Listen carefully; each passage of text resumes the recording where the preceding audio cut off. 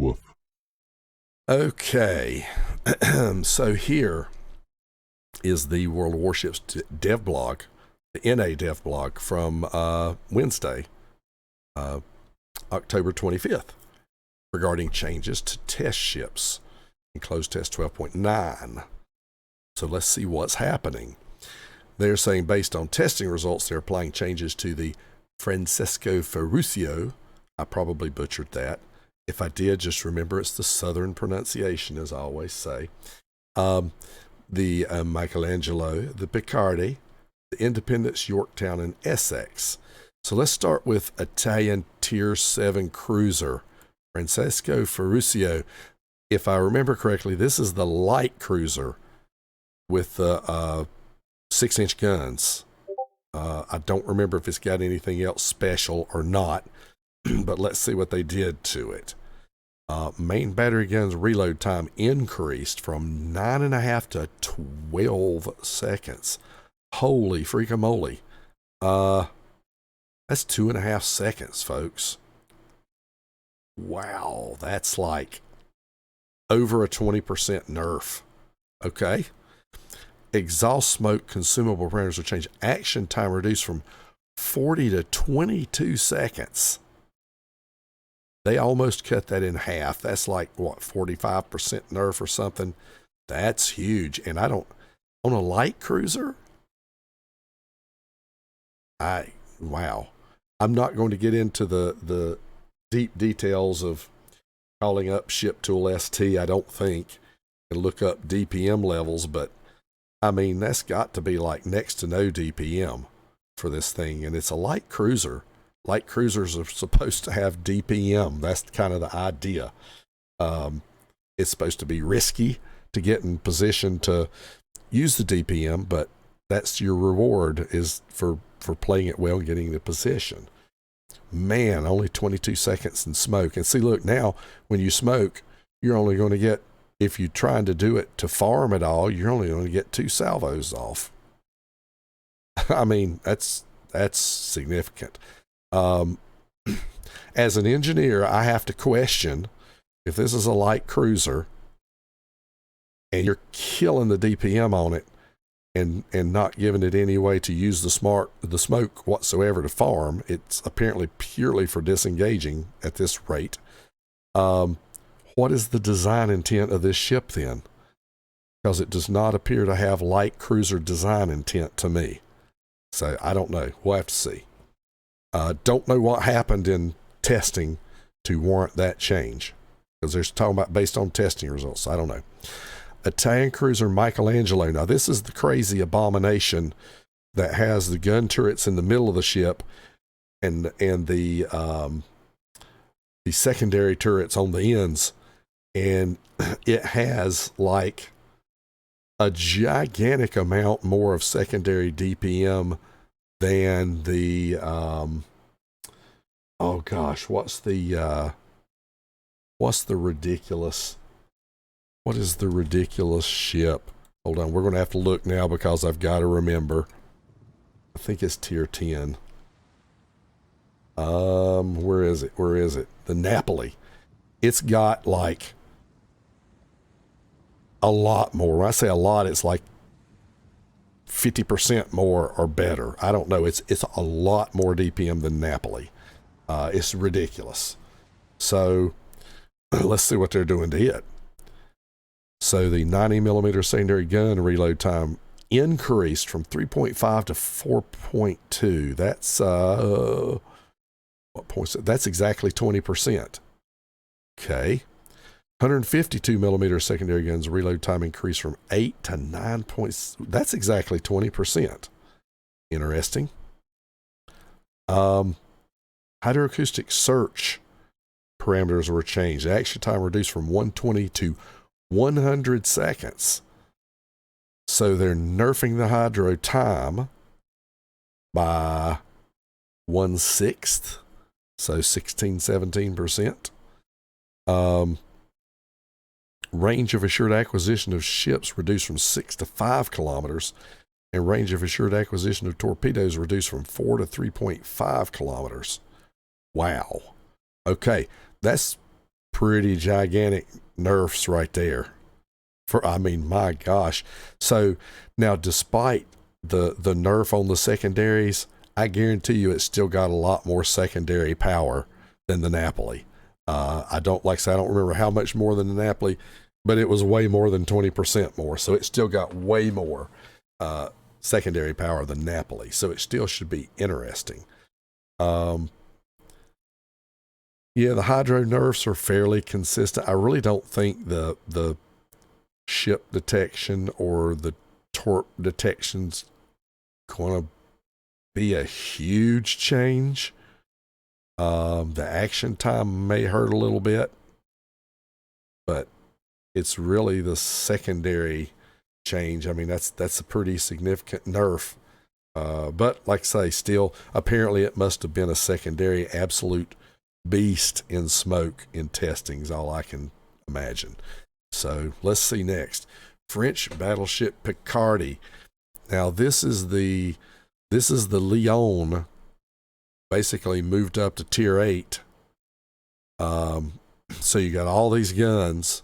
I think they are a higher caliber maybe than the Lyon, or are they not? Maybe they're 305s instead of the 320s. In any case, what I recall about this thing is it had a horrific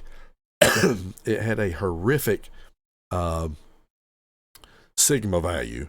So while you may have a normal dispersion, shells are going to go everywhere within that dispersion ellipse because it was horrid. Let's see what they're doing to this thing. HE shell maximum damage reduced from 4050 to 3500. That's like a 12% nerf. Wow. And fire chance reduced from 17 to 15% on friggin' battleship guns. Wow. That's again somewhere in that 12-ish% range. AP shell maximum damage reduced from 8,000 to 7,450. Okay. So how much? That's about a 550 reduction. That's somewhere in the 7%-ish range, something along those lines. Well, apparently the accuracy wasn't as bad as the numbers we originally saw led us to believe, because those are big nerfs there too. Okay, now we're to the aircraft carriers. Let's see if they don't get the buff treatment instead. Let's see. I want to find this out. So the Independence at tier 6. Stock bomber parameters were changed. HP increased from 2290. So they buffed the HP on the bombers. Bomb damage reduced. Okay. So they reduced the damage but buffed the survivability of the stock bomber parameters. The researchable bomber parameters, same thing. They buffed the survivability by giving it an extra 240, and they nerfed the bomb damage. Okay. Patrol fighters consumable parameters were changed. Number of fighters increased from 3 to 5, and action radius increased by 14%. So that's a buff. So really the only nerf here is the damage output, but the survivability is. So basically one way to look at it is essentially 2 buffs and a nerf. Okay. Let's see if they did the same thing to Yorktown. Researchable torp bomber parameters changed. The torp damage, whoa, that's a huge reduction on torp damage. Wow. Okay. This thing must have been wrecking people with torps. Stock bomber parameters were changed. Okay, so the bomber, again, they're increasing the survivability, and they're reducing the damage by a pretty good amount, by 800. So yeah, well over 10%. Researchable, same thing, improve the survivability, reduce the damage. Okay. Patrol fighters consumable change. Number of fighters increased from 5 to 7. Action rates increased by 14%. So same thing basically as last time as the Tier 6, only this time you get 2 nerfs. You get a torpedo and a bomb damage nerf, but you get a survivability buff on the bombers and a buff on the patrol fighters. Okay. Now, American aircraft carrier Essex at Tier 10. Researchable torpedo bomber parameters change. Maximum damage increase from 5933 to 6433. Here we go. We're at Tier 10, so there's no way they're nerfing this thing. So that's a pretty good buff. That's a 500 buff. That's not quite 10%, but it's a pretty good amount. Stock bomber parameters were changed. Basically, they increased hit points or improved the survivability, so buff.